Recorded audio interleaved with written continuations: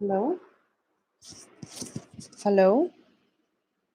Um, I hope I'm audible to everybody.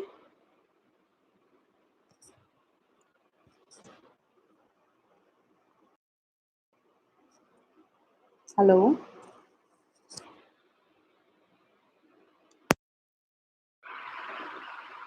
Hello?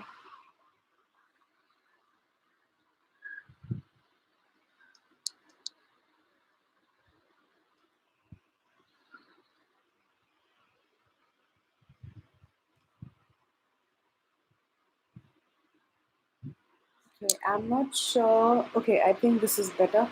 Hi, everybody. My name is Dr. Arushi Bhomik. I am just going to give you a bit of introduction about Autism Connect and probably a bit about myself.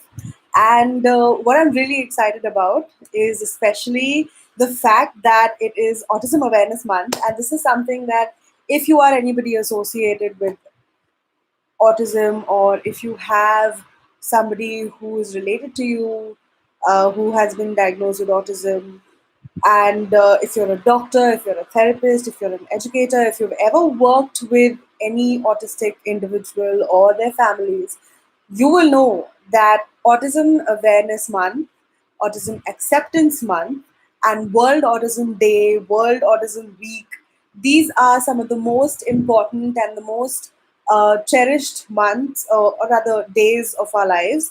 The whole of April is extremely special, especially to us at Autism Connect, because we're a small but slowly growing and having a hopefully having actually not hopefully, but this is already happening. We have, thanks to all of you, we have managed to create a lot of ripples in the field of autism, and we have been blessed and privileged to be able to, interact with so many of you, have such a large audience, and so many loyal followers and subscribers who have been very regularly attending our webinars that we do. We have a lot of people who have been contributing their blogs to our website, and we have a lot of people who have been giving us tremendous feedback about the work that we are hopefully trying to achieve out of this.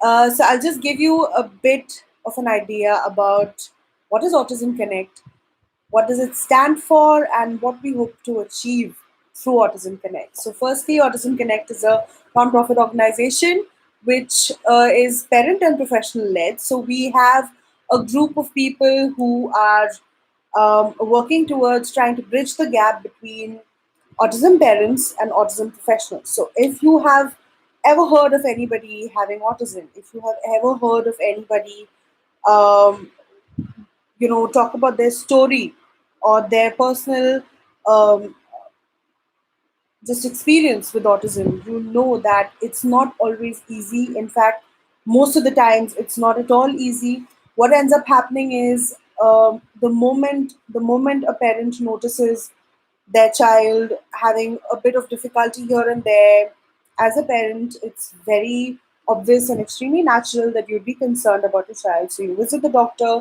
you come to know that okay, there's something that's not as per normal, and you may be presented with a very bleak idea about what autism holds, the scope that it holds, what it entails, what are its uh, you know just what are its symptoms, what could be the long term impact.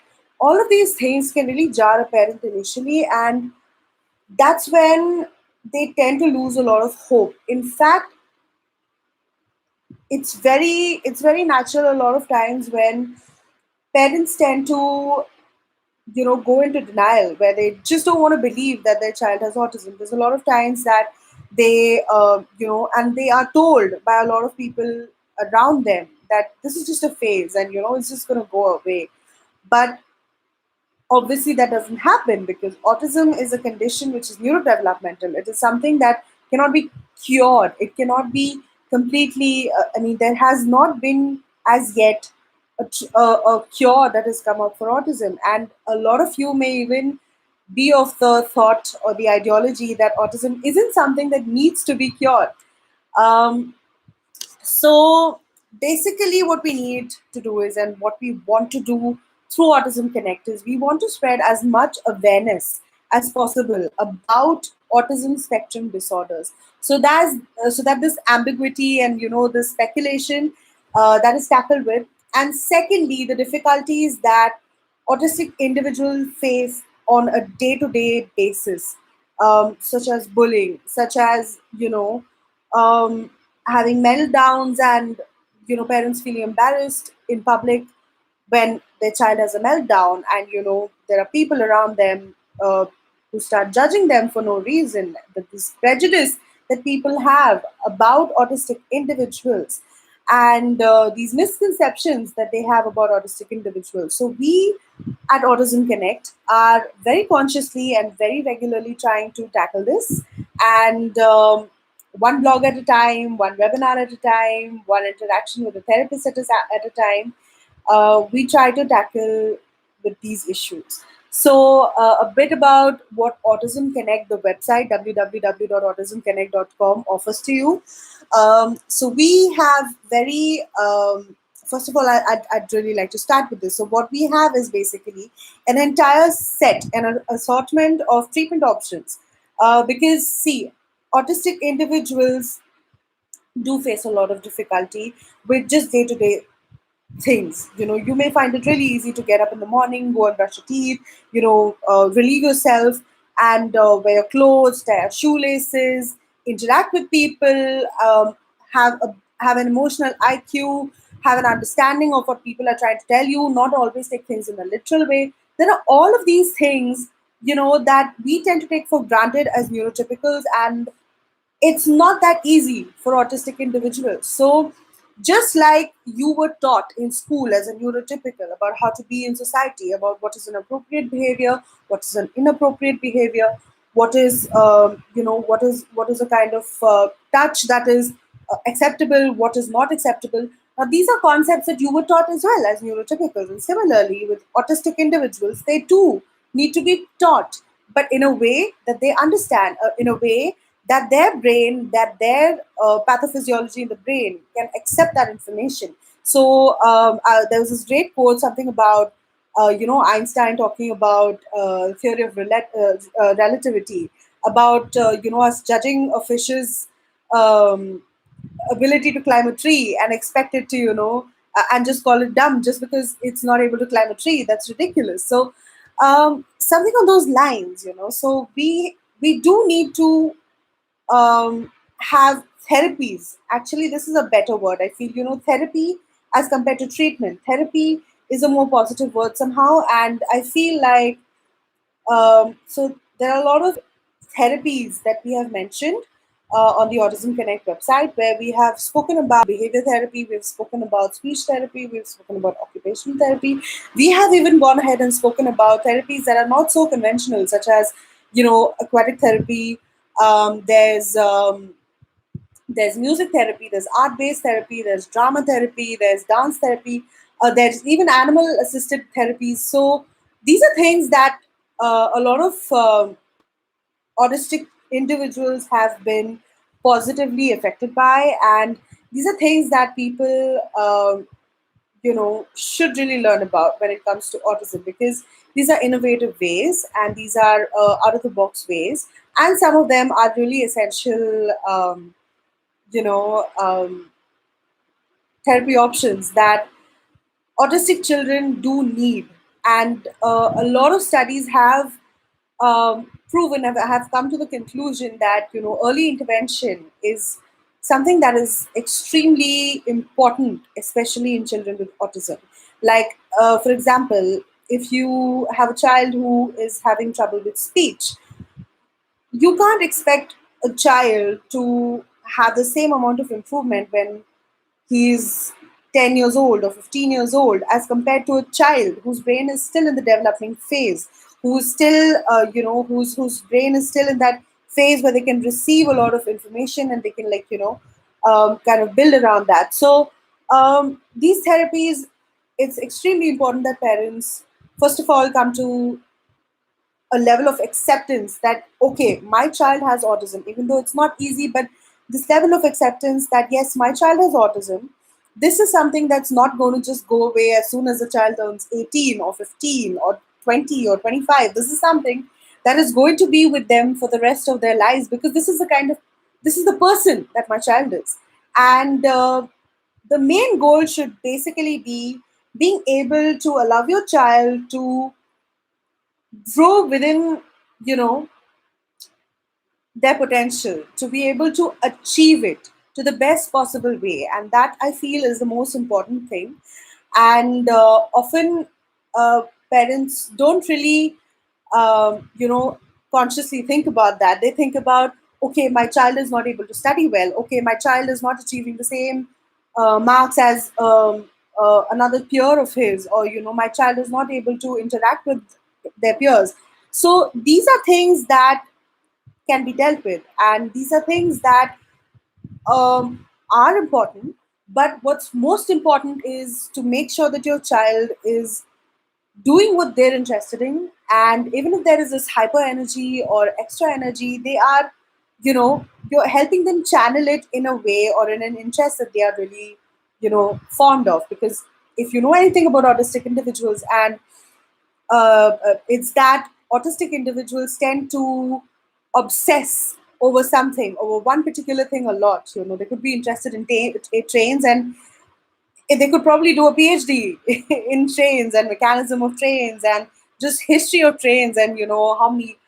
So basically, just anything. They can go right into the depth of it. So you try to understand the potential that your child has and the interest that your child has, and try to work with your child to achieve that. So when we have somebody like Greta Thunberg, who is so driven to tackle this massive issue of climate change that we are as a community going through, or we have Dr. Temple Grandin, who has been you know um, so driven or so interested in animal related issues. And we have a lot of other such people who are extremely talented, and they have found that one thing that really drives them. They have found that one thing that they find absolutely fascinating, like Stephen Wilshire, for example, the artist who just sees a landscape, and he's able to paint it. So that is something, that of course you can't expect every single child to be like that. But I think it's important for parents to be able to kind of like put their finger on that one thing that their child is really showing their interest in, and helping them develop that potential. So this is something that therapies and early interventions do help with. So we have a lot of information regarding such therapies on the Autism Connect website. Along with that, what we also have, and that's really special, is that we have an entire directory, a worldwide directory of autism therapists. So we have, for example, we have occupational therapists, we have behavior therapists, we have speech therapists, and several other such therapy categories. And we have enlisted almost 30,000 professionals worldwide in this directory. So depending on where you are geographically, you can you can select your country, you can select your city, you can select the category of therapists that you're looking for, and then you'll get the entire list of therapists who are around you. So this is a work in progress. We've already enlisted around 30,000 such professionals, and because there are professionals, who are coming in every day, we are, of course, this list is expanding. Our comprehensive database is expanding. So no matter where you are in the world, do go ahead and check out the Autism Connect directory.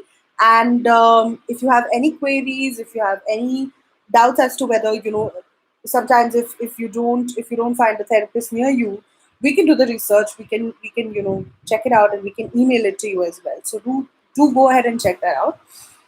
What we also have is a list of applications that you can use, that you can download on your phone, and you can use it to go through. Sorry, you can download that on your phone, and you can use it for your daily living.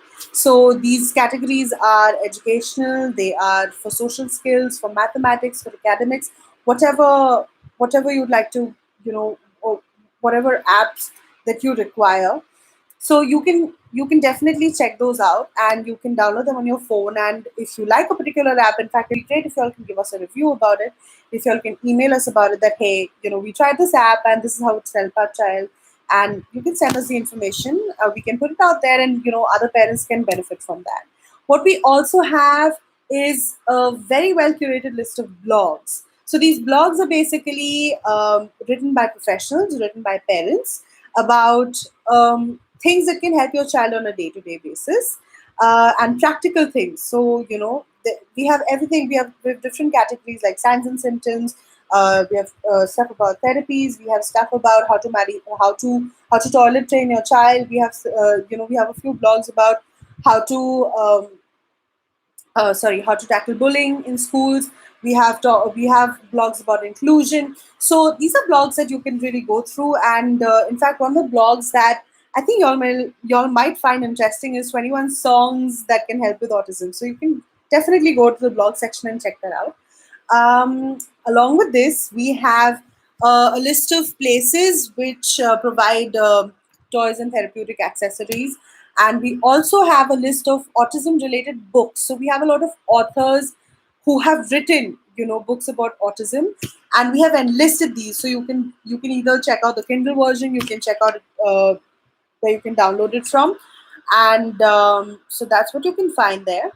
What we also have is webinars. Now, this is the part that I'm really excited to introduce you to, because this is something that we've been doing for almost a year and a half now. And it has been an amazing journey, because webinars are a great way to bridge that gap. Like we say with Autism Connect, we want to bridge the gap between professional and parents. So we have therapists coming in every other week, and talking about a topic that they are experienced with, that they specialize in.